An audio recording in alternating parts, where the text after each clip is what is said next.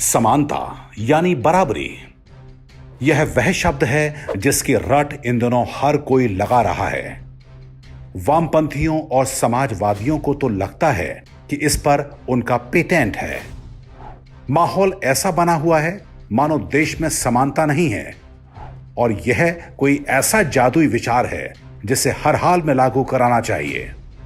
लेकिन क्या आपने ध्यान दिया है कि समानता की रट सबसे अधिक लगाने वाले कभी उन मजहबी समूहों पर प्रहार नहीं करते जो कहते हैं कि आसमानी किताब के अनुसार उनके मजहब का दूत सर्वश्रेष्ठ है और उसे मानने वाले सर्वश्रेष्ठ हैं। हर किताबी अपनी किताब को मानने वाले को सर्वश्रेष्ठ कहता है और बाकी पूजा पद्धति वालों को निकृष्ट। सनातन हिंदू धर्म इन सब से अलग है। यह किताबी नहीं है, इसमें कोई दूत भी नहीं है। यह अकेला ऐसा धर्म है जो चुपचाप अपने पूर्वजों के ग्रंथ मनुस्मृति को जलते हुए देख लेता है। उसको पढ़ने या उसे समझने की बात तो भूल जाइए, उसकी बात करने वालों को भी मनुवादी कहकर उनकी निंदा की जाती है। तो बात समानता और उसके नाम पर होने वाली खोखली और हास्यास्पद बातों की। मान लीजिए कि आपको एक फुटबॉल टीम बनानी है तो आपको 11 खिलाड़ी चाहिए। सभी प्लेयर्स को आप फुटबॉलर ही कहेंगे। उन 11 फुटबॉलरों में से एक गोलकीपर होगा जो खेलेगा नहीं, बस गोल पोस्ट की रखवाली करेगा। 4 डिफेंडर होंगे जो केवल गोलकीपर की रक्षा करेंगे, उनके जिम्मे और कोई काम नहीं होगा। 4 मिडफील्डर होंगे जो डिफेंडर की सहायता करेंगे और विपक्षी टीम पर आक्रमण करने वाले खिलाड़ियों को भी बैकअप देंगे। 2 फॉरवर्ड प्लेयर्स भी चाहिए जो गोल करने का प्रयास करेंगे। मैच आप तभी जीतेंगे जब गोलकीपर से लेकर फॉरवर्ड तक के सारे खिलाड़ी अपने अपने काम में कुशल और सतर्क हों। एक भी खिलाड़ी ढीला पड़ा तो मैच में बुरी तरह पिटाई की गारंटी है। लेकिन अब फुटबॉल के इस खेल में वामपंथी तर्क घुसेड़िए।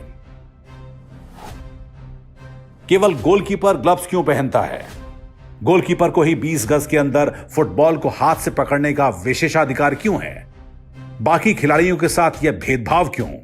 आप समानता का वामपंथी तर्क करने लगिए, फुटबॉल का सारा खेल चौपट हो जाएगा। चलिए अब क्रिकेट का उदाहरण लेते हैं।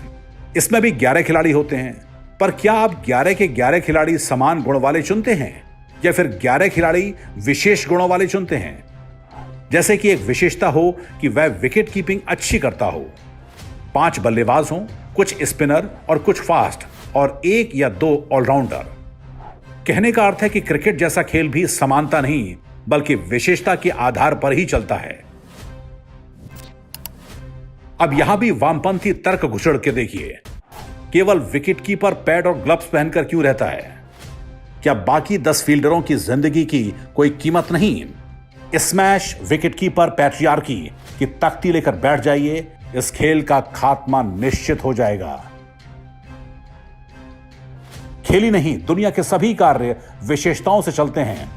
जो विशेषता डॉक्टर के पास होती है वह नर्स के पास नहीं होती, और जो विशेषता नर्स के पास होती है वह डॉक्टर के पास नहीं होती। दोनों की अपनी अपनी विशेषताओं से ही अस्पताल चलता है। आप सनातन धर्म को यदि ध्यान से और बिना पूर्वाग्रह के देखें तो इन्हीं विशेषताओं का आधार आपको सर्वत्र दिखेगा। पर कोई बात नहीं, आप आइए और हमारी निंदा करिए, क्योंकि 1% से भी कम ब्राह्मण गुरुकुल के माध्यम से भिक्षा लेकर ज्ञान बांट रहे थे। हजारों साल से केवल कुछ दशकों पूर्व तक यह तरीका चलता रहा। देश स्वतंत्र हुआ, अंग्रेज गए, लेकिन समाजवाद घुस गया, साथ में समानता का वामपंथी तर्क चल गया। अब वही देश टैक्स का बड़ा भाग मदरसों को दे रहा है। कहते हैं कि समानता के लिए ऐसा कर रहे हैं। क्या समानता ऐसे ही होती है? यदि समानता और विशेषता की यह दृष्टि आपने विकसित कर ली तो वामपंथियों के हर कुतर्क का उत्तर दे सकेंगे। यह जरूरी भी है क्योंकि उनकी चुनौती अब बढ़ती जा रही है। समानता की यह वामपंथी सनक अब परिवारों में घुस चुकी है। जो लोग इसके प्रभाव में हैं उन्हें बताना आवश्यक है कि मां बनना और गर्भ धारण स्त्री की विशेषता है।